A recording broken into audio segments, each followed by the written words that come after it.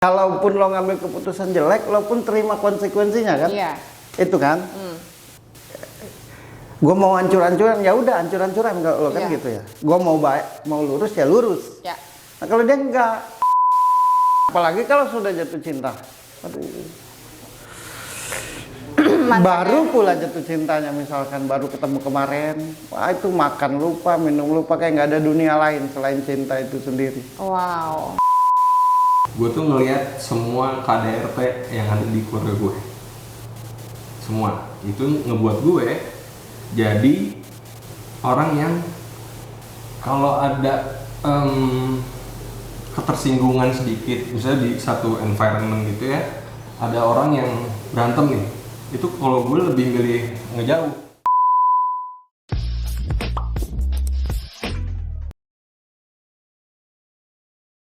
Hai, balik lagi di acara Nggak Ada Yang Kayak Gini di episode ke-8. 8. Udah 8 loh episode kita. Kalian udah nonton belum episode sebelumnya?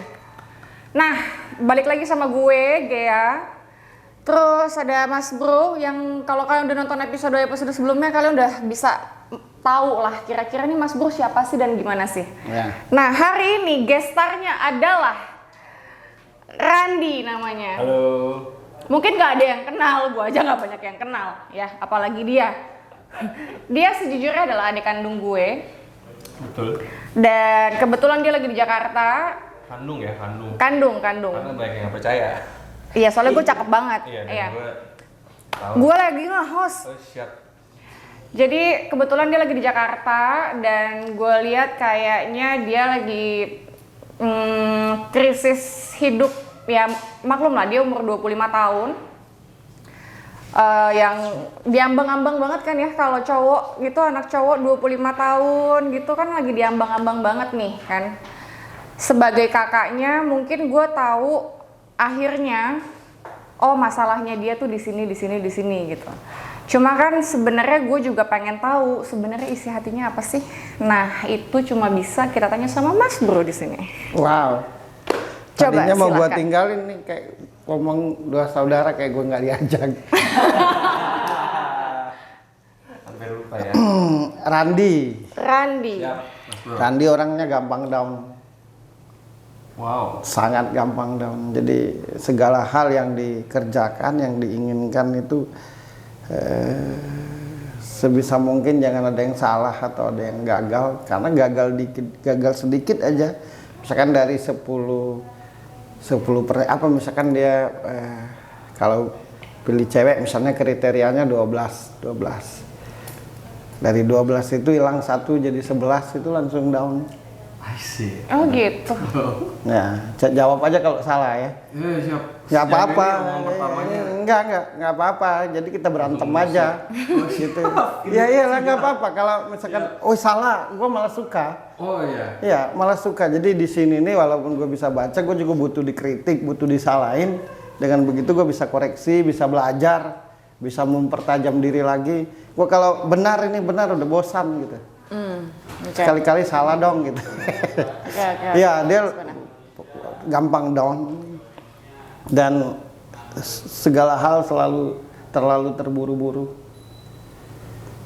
Terburu-buru di dalam apanya nih? Misalkan Bereaksi. menginginkan sesuatu, misalkan dia butuh kopi. Nggak peduli lagi kopi ini terbuat dari apa, kualitasnya seperti apa, pokoknya main dibeli, main minum aja. Habis itu baru kecewa gitu. Oh. Nggak mikir dulu gimana, misalnya kan, oh kopi ini apa ada yang lebih baik ya dari ini ya? Apa kurangnya di sini? Enggak, kalau udah suka tuh kayak gelap mata gitu. Nah makanya kalau misalkan kecewanya tuh berat. Wah, betul. Nggak bisa napas. Nafas dengernya. Ya gitu. Dibuka tuh. Ya gitu. gua analogikan kopi dulu, nanti kan baru meluncur kemana Ya, gitu, meluncur. Dan susahnya itu juga kalau sudah punya keinginan atau keyakinan akan sesuatu tuh susah dikasih tahu. Susah banget dinasehati. Kayak dia paling tahu tapi dia bertanya. Paham nggak? Paham. Ngadapinya tuh harus dimentokin. Nah kalau udah mentok datang sendiri bertanya lagi, itu pun tetap kayak nggak mau disalahin. Itulah dia, terlihat kalem, nggak banyak ngomong. Iya, dia tuh beda banget sama gue soalnya. Beda banget. Gue sama dia tuh Kalau beda lo kan banget. kelihatan rock and roll, tapi mikir, ngerti nggak sih? Kalaupun lo ngambil keputusan jelek, lo pun terima konsekuensinya kan? Iya. Itu kan? Gue mau hancur-hancuran, ya udah hancur-hancuran kalau lo kan Iya. gitu ya. Gue mau baik, mau lurus ya lurus. Ya. Nah kalau dia enggak gitu. Pokoknya kalau bisa semuanya tuh harus sempurna, harus sesuai pemikirannya. Berarti jelek dong itu. Jelek lah, kasihan. Kalau punya teman, kasihan temannya. Kalau punya kakak, kasihan kakaknya. Kakaknya, kalau punya, apalagi kalau sudah jatuh cinta. Aduh. Baru pula jatuh cintanya, misalkan baru ketemu kemarin, wah itu makan lupa, minum lupa, kayak nggak ada dunia lain selain cinta itu sendiri. Wow. Dan kalau bisa, kalau emang udah cintanya tuh mau dinikahin juga detik itu juga, maka sering kecewa. Iya kalau ketemu yang benar. Nah itu dia pertanyaan gue. Selama ini dia ketemu sama perempuan yang bener nggak sih? Enggak. Even yang terakhir. Iya, hanya untuk ya pada akhirnya hanya kayak memanfaatkan aja gitu. Siapa yang memanfaatkan? Ya si ceweknya itu nurutin karena nggak enak. Karena dia kalau sudah suka tuh nggak ada filternya ya, nggak ada yang tersembunyi lagi dari dirinya nih. Semuanya dikeluarkan apapun itu. Bucin. Iya, kita kan kalau kita jatuh cinta tuh nggak salah. Sayang dengan orang pun nggak salah ya, benar nggak Mas? Cuma kalau kita terlalu open, terlalu terbuka, sementara kita belum tahu orangnya,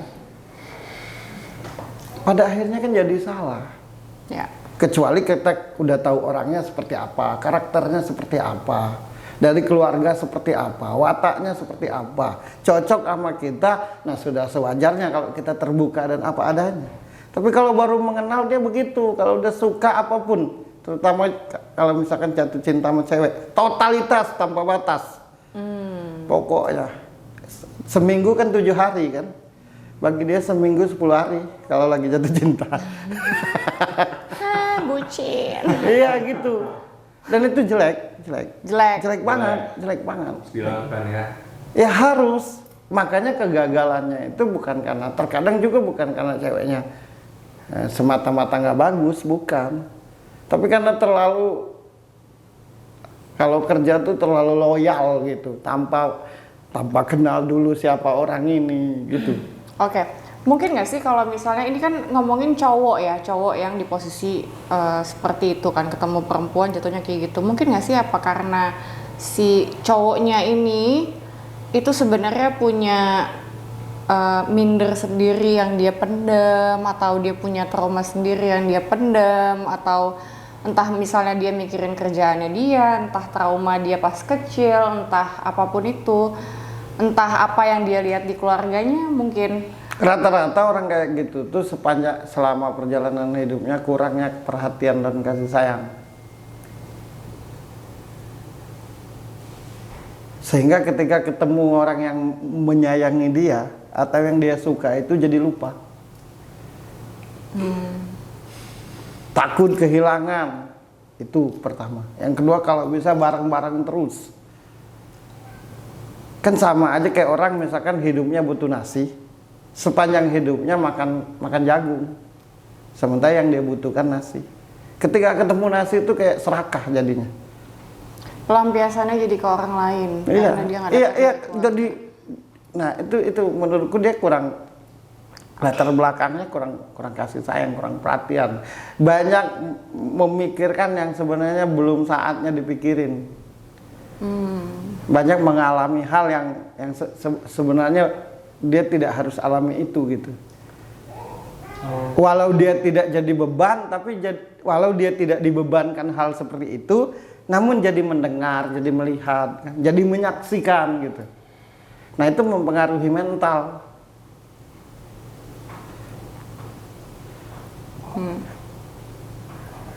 Kan ada anak kecil misalkan umur 5 tahun seharusnya dia seperti apa gitu, ngerti nggak sih? Umur 10 tahun seharusnya dia seperti apa, umur 15 tahun seharusnya seperti apa. Dia enggak. Misalkan umurnya 10 tahun udah menyaksikan atau mendengar hal-hal yang 20 tahun, 30 tahun, 40 tahun gitu. Ditambah lagi pada saat mengalami itu tidak ada tempat cerita. Mau cerita ke siapa? Semuanya berantakan. Akhirnya kan mikir sendiri, merenung sendiri, memutuskan sendiri. Mending kalau benar. Kalau salah, mohon maaf lah ya. Jadi kayak konseling keluarga ya. Ya kan tugasku emang gitu Mas Eko. Tugasku emang kayak gitu. Tugasku kayak membaca kan. Nggak apa-apa kan dibaca kayak gitu, yang terbaca kayak gitu.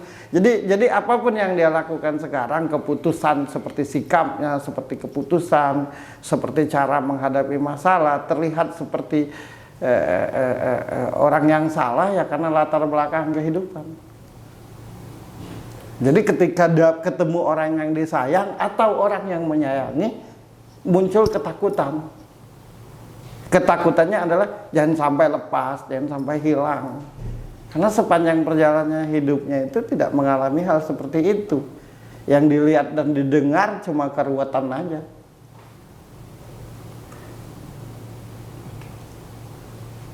Mantap sekali Mas Bro ini. Commended deh. Ya, nangis lo nangis aja. Karena emang seperti itu kan. Makanya jadi sensitif. Jadi keras kepala, jadi semau gue. Karena ketika dirinya lagi sendirian tuh di situ baru berasanya kan. Kemana gue, harus cerita ke siapa gue, harus seperti apa gue gitu. Bentar ini gue hostnya. Oh iya. Makanya kan di episode awal dulu kan kita pernah ngomong kan tentang sebuah rumah tangga kan. Seribut apapun kita kalau bisa jangan bercerai. Iya.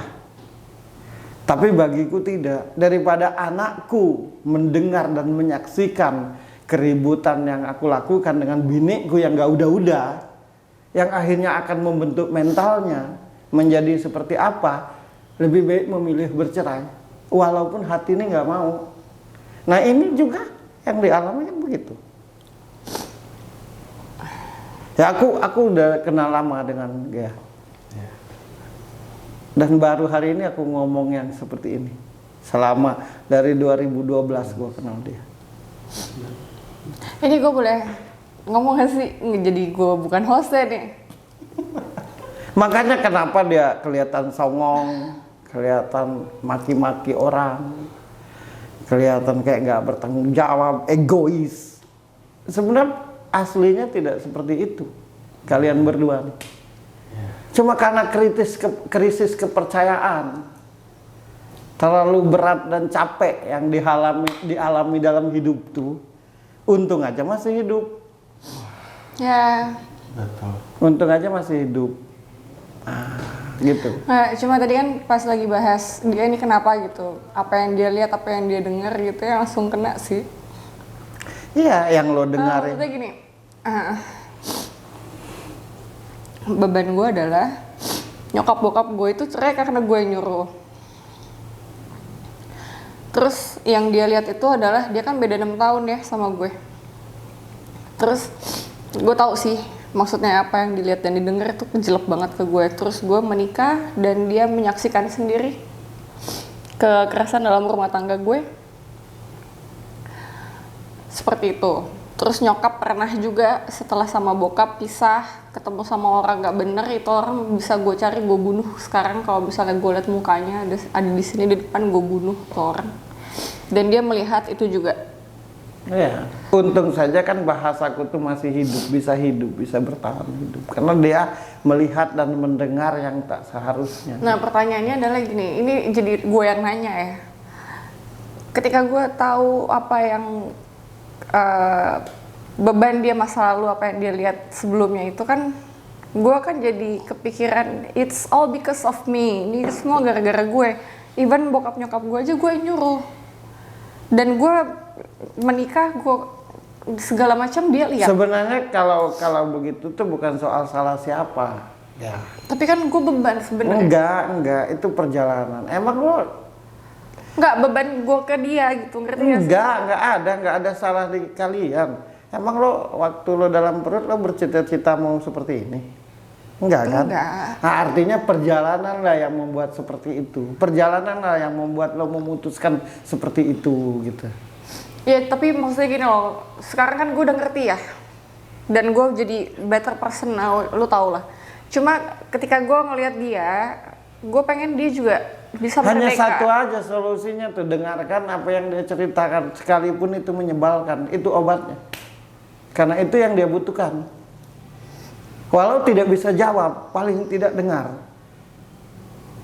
Dia kan nggak ada tempat untuk nangis, tidak ada tempat untuk cerita, tidak ada tempat untuk, kan manusia itu kalau dimanja kan bukan lebay kan, manusiawi kan.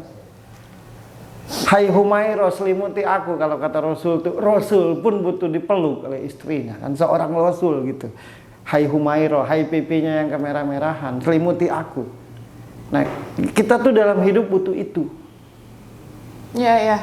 Kalau Mas Bro inget, kita pernah ketemu waktu itu pertama kali 2 tahun lalu. Pertama kali gue ngobrol sama adik gue ketika dia putus sama pacarnya. Jam 1 malam dia datang ke Jakarta, dia nangis-nangis. Di hari itu pula gue baru tahu ternyata adik gue tuh kurang gue perhatiin. Iya. Oh ternyata adik gue kayak gini ya. Dan itu 2 tahun lalu sebelum pandemi banget. Yang aku rasakan yang lebih berat lagi, sampai detik ini dia tuh nggak ngerti harus seperti apa. Harus apa gua kerja dulu, apa gua harus nikah dulu, apa gua harus diam di rumah. Yang dia cari cuma satu, tempat bercerita. Menurut gue sih ya dari 2 tahun lalu kita ketemu, dia akhirnya bisa nangis dan akhirnya gue juga nangis. Dan kenapa tetap jadi salah, misalkan andai kata bercerita tapi tetap jadi salah, karena banyak orang ketika mendengar cerita orang tuh jawabannya hanya memvonis dan menyalahkan. Makanya akhirnya tertutup keinginan untuk bercerita. Ini ke gue ya? Emang gue gitu ya? Ya enggak, entah ke siapa, entah, bukan berarti ke lo, cuma maksudku tuh dia butuh teman cerita, butuh teman gini ya, perbedaannya lo sama dia. Walau lo yang perempuannya, kalau lo ibaratnya diletakkan di tengah hutan sendirian, lo ngerti harus seperti apa untuk keluar dari hutan itu. Nah kalau adikmu ini walau laki-laki butuh dipegang tangannya, diarahkan, dikasih tahu. Kalaupun dia keras kepala, dia mengaminkan bahwa itu benar, tapi tetap keras kepala karena krisis kepercayaan tadi. Kan bahasa kasarnya berangkat dari rumah tangga berantakan, keluarga berantakan kan ya. Ya kita terbuka aja gitu. Iya ya. Ya kan gue disuruh membaca di sini kan. Yang gunanya kan siapa tahu ada yang mengalami hal yang sama seperti ini. Iya. Pasti banyak banget kan yang broken home gitu, mungkin di posisi gue sebagai kakak perempuan. Setiap hari, atau setiap dia. malam dia tuh bingung dia. Mau ngapain dulu. Nah itu dia, maksudnya ini jadi konseling gue ya. Gue pernah akhirnya ketika kita ngobrol, dia jujur. Dia udah di tahap yang dia pernah mencoba untuk bunuh diri. Di situ gue ngerasa gagal banget. Gue sampai bilang, gue nih hidup, kalau lo sampai bunuh diri, tolong jangan lagi kayak gitu. Setidaknya support gue lah. Sebenarnya kalau ada orang berkeinginan untuk bunuh diri, menurutku hati kecilnya nggak mau. Iya memang akhirnya. Tapi gagal. kenapa itu akhirnya mau dilakukan? Ya karena nggak ada tempat. Nggak ada tempat cerita. Seperti yang aku bilang tadi, misalkan Mas Eko punya masalah, konsultasi ke gue. Misalkan Mas Eko bercerita tentang aku nih pemabok misalkan ya, nah bercerita sama gue, jawabanku tuh itu haram, itu nggak bagus, kamu bodoh. Nah itu kebanyakan orang tuh ya, betul. Padahal udah tahu itu salah, cuma senang kalau bercerita kan gitu kan, benar nggak? Jadi kadang-kadang dalam bercerita tuh bukan solusinya yang dibutuhkan, hanya untuk mengeluarkan apa yang di hati dan di kepala, benar nggak? Betul sekali. Nah itu yang dia butuhkan. Makanya dia ketika pacaran ketemu perempuan, satu lagi, dia lebih butuh figur ibu. Bukan berarti tidak butuh figur bapak. Dominan. Ini kita dominan kan. Jadi sangat butuh dengan yang namanya seorang ibu. Makanya kan kalau pacaran kayak anak kecil kan, ngaku aja. Betul sekali. Ya kayak anak kecil. Sebenarnya bukan karena lebay kan, bukan kan. Cuma rasa adem aja kan. Iya betul banget. Untuk cerita. Kayak apa ya? Karena dia nggak ngedapatin itu. Lo perempuan tapi mentalmu laki-laki, ya. Dia ini laki-laki mentalnya perempuan. Nah itu persoalannya. Bukan berarti cengeng ya, bukan, enggak cengeng enggak. Tapi sangat butuh. Makanya kenapa nyari lo? Andai kata kalian bertiga berempat aja pula, 4 saudara kandung atau 5 atau 10, sisanya laki-laki semua, pasti yang dicarinya lo. Benar nggak? Benar nggak? Benar. Iya, dia butuh figur ibu. Coba lo cerita tentang apa yang lo rasakan. Pernah nggak yang gue ceritakan terus apa gitu? Gue capek baca mulu. Tunggu bentar. ini kita break dulu. Kita sambung di segmen berikutnya. Dah, baik lagi. Di segmen selanjutnya kita lanjutin. Mungkin tadi udah Mas Bro yang baca. Mungkin sekarang dari Ade ada yang mau disampaikan Atau ke yang mau ditanya? atau apa yang mau ditanya ke Mas Bro? Lebih banyak yang mau ditanya sih sebenarnya Mas Bro. Coba tanya aja. Sekarang nih ya. Ya biar kita terjadi TikTok gitu. Iya. Kalau baca kan kayaknya nggak. Ya kali ini kayak gue agak kurang Dia berhasil kurang jadi nyambung. host.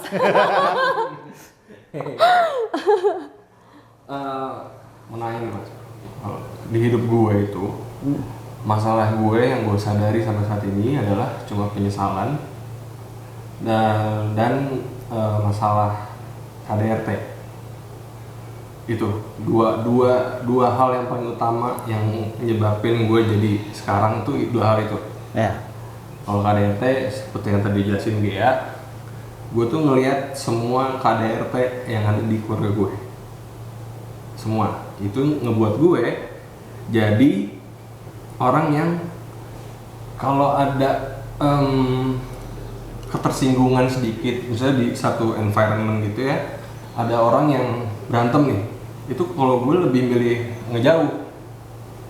Itu jadi gue nyadar gue jadi orang kayak gitu, jadi gue lebih menghindari konflik gitu sebenarnya. Nah itu sebenarnya bagus apa enggak sih kayak gitu?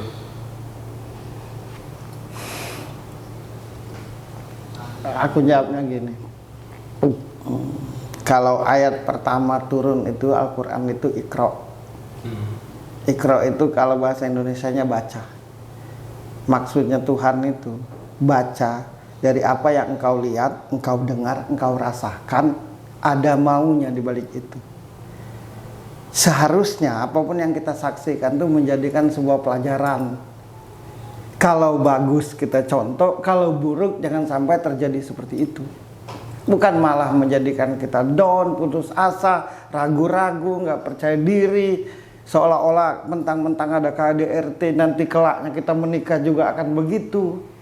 Karena ketika aku menikah dengan Gea misalkan, yang jalanin kan aku sama dia, tidak ditentukan oleh lo. Itu maksudku. Jadi apapun yang lo saksikan itu harus jadi pelajaran buatmu. Berjanji dalam hatimu untuk tidak seperti itu. Oh, sangat. Sampai sekarang nih, maksudnya gini. Kalau iya, tapi lo tuh kalau punya masalah mulai ketakutan. Nah itu persoalannya. Iya. Berarti kan tekadmu itu nggak akan sampai. Harusnya hadapi. Ini persoalanmu beda dengan persoalan yang lain. Jadi jangan disamakan. Yang membuatmu stres itu bayangan yang pernah lo lihat itu terjadi di dirimu seakan-akan nyambung. Makanya kesal lah lo. Ya. Disebut buku itu dikatakan ada halaman karena ceritanya beda-beda. Kalau ceritanya sama nggak ada halaman. Jadi jangan jadi, paham nggak? Paham pemirsa saya. Oh ya, aku ini cerdas. Yang salah loh. Jadi apapun yang lo alami, misalkan kalau lihat di GA misalkan KDRT atau di siapa, jangan jadikan alasan ketika lo punya masalah kayaknya aku akan mengalami hal yang sama seperti yang enggak. Lihatlah ketika gue bangkit dan gue bisa bertahan sampai sekarang. Iya, satu. Yang kedua, ya itu tanggung jawabmu untuk diselesaikan. Jangan jadi ketakutan hanya karena sering menyaksikan. Oh, gue ngerti. Nah, ketakutanmu itu kan karena sering menyaksikan. Ya, yang ngebuat gue tuh jadi kayak misalkan kalau ada konflik gimana ceritanya selesaiin aja deh secara cepat gitu. Satu lagi, Biar iya. tenang, Iya. gitu, biar nggak terjadi yang Justru masalah itu tuh menjadikan manusia cerdas, andai kata tidak ego. gitu. Ya, masalah itu jadi hal yang menyakitkan dan merusak. Karena ketika punya masalah tuh ego, cara nyikapinya tuh dengan keegoisan. Menurutku KDRT-nya dia karena keegoan, atau di keluargamu terjadi KDRT, menurutku semuanya karena keegoisan. Tidak pantas kita menyalahkan siapa benar siapa salah. Ribut itu karena berdua, kalau sendiri nggak ribut. Paham nggak maksudku? Paham. Nah itu Kayak itu dalam hal sendiri ya. iya, kalau sendirian dikatakan ribut bingung. Keributan itu karena ada dua orang di situ, tinggal kapasitas salah dan benarnya. Cuma kan tiap orang punya persoalan bukan mencari jalan keluar, tapi yang dicari salah dan benar. Lo tuh ya, gak udah sampai imsak, sampai buka puasa. Jadi enggak, satu lagi yang paling penting, lo pernah mencoba untuk bunuh diri. Kalau itu lo lakukan, berarti lo merendahkan dirimu. Kita butuh orang untuk mendampingi hidup kita. Kita butuh orang untuk tempat kita bercerita. Kalau tidak ada, berdiri sendirilah. Kalau kita ngancurin diri, kalau kita ngancurin diri, terus kita jadi bodoh, terus kita jadi pemalas, terus kita mau bunuh diri, berarti kita manusia paling goblok. Yang ku maksud goblok tuh bukan soal dosanya. Ya ampun, aku butuh bantuan Gea misalkan, tapi aku tidak perlu menyembah. Paham nggak sih? Sampai aku Gea, kalau nggak ada lo kayaknya gue nggak bisa napas. Berarti kan Gea hebat, gue nggak ada harga diri, paham nggak? Iya, paham. Nah, aku malah suka loh dihina. Aku cerdas nih karena diejek loh. Sumpah, serius. Aku baca ini dikatakan dukun, dikatakan kafir, dikatakan sesat. Langsung aku bilang dalam hati, kelak kalian akan jilat ludah sendiri. Aku tinggal di Jakarta, jadi aku kalau dihina tuh senang. Dengan begitu aku jadi tunggu loh. Nah lo nggak kayak gitu. Baru ribut dikit lagi pacaran, udah down. Bagaimana kalau sudah berumah tangga? Bagaimana kalau ribut nggak ada uang? Bagaimana kalau punya anak? Nggak bisa hidup di dunia ini simsalabim abrakadabra. Setiap manusia itu kalau bisa hidupnya enak, dari kecil enak, menikah enak, rezeki banyak, sehat. Itu cita-cita seluruh manusia. Tapi setiap manusia itu punya perjalanan sendiri-sendiri. Dan jadikan itu pelajaran. Oke. Kalau aku di posisi mau senang aku melihat KDRT itu. Senangnya bukan berarti mengaminkan, tapi itu pelajaran. Jangan sampai seperti itu. Iya. Ya, aku sekarang udah di tahap kayak gitu sih. Ya tapi tetap takut ngadapinya. Takut sih iya sih, tapi kayak percaya kalau gue tuh gak bakal kayak gitu. Sekarang tuh Iya nggak ada mental ke sana lo tuh. gitu ya. Ini juga nggak ada sebenarnya ini karena hilang kepercayaan aja terhadap orang dia nih. Aku kan mengenal dia tuh untuk membantu supaya percaya sama orang itu toh. Salah. Nah, yang aku paling sebal itu selalu ngomongnya, lo nggak tahu dulu aja, dulu gue itu begitu. Tiap orang punya perjalanan.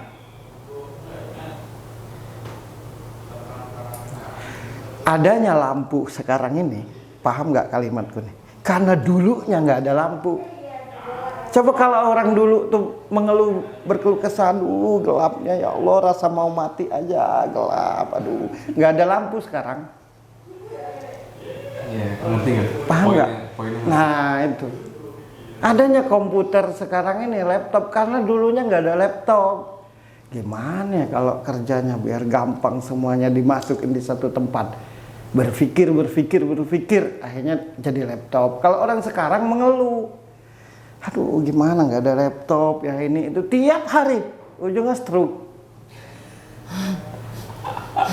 Zaman 100 tahun yang lalu atau 30 tahun yang lalu, 50 tahun yang lalu, kalau aku mau ke rumah keluarga aku, kalau dekat mah enak ya, tapi kalau jauh butuh biaya.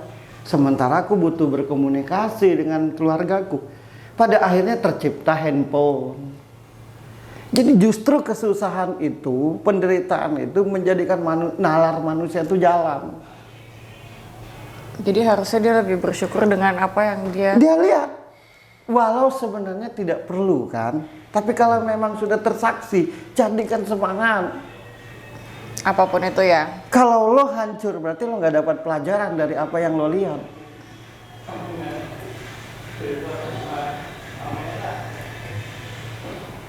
Boleh minta sayang dengan orang, boleh minta supaya cinta dibalas, boleh, itu normal.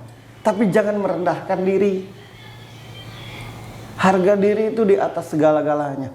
Setuju. Uang itu ada batasnya sebanyak apapun. Banyak orang stres oleh duit.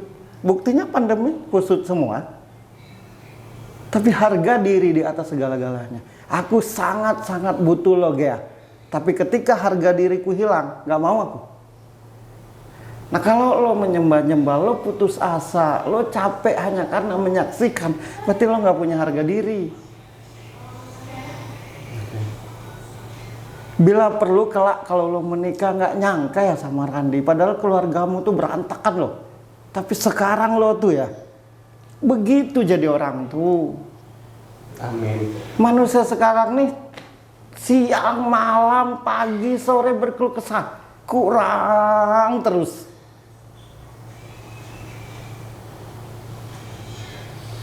Terus ada hal lain mungkin Adalah hal lain juga. yang mau lo tanyain selain ini? Ada tadi satu ya, KDRT. Kedua nih penyesalan. Penyesalan ini sebenarnya gue tuh nggak tahu cara apa ya, cara menanggapi, cara ngehandle-nya tuh nggak tahu Mas Bro. Karena penyesalan ini tuh terjadi kepada orang yang udah nggak ada. Bokap meninggal. Dan dia masih belum bisa move on dari itu. Ya gue juga sih. Jadi tuh, Tapi dia jauh lebih parah penyesalannya tuh. Biarpun dulunya gue deket banget sama bokap. Gue mungkin lebih deket sama bokap gitu. Begini, misalkan kita pacaran, kita tidak usah bahas yang meninggal, tapi jawabannya sama aja kan. Kita pacaran, ada hal yang lo paling tidak suka, sehingga ketika lo suka, lo gua lakuin, lo sakit hati. Seiring perjalanan kita putus, aku tidak akan menyesal. Yang aku lakukan untuk tidak melakukan hal yang sama lagi ke siapapun.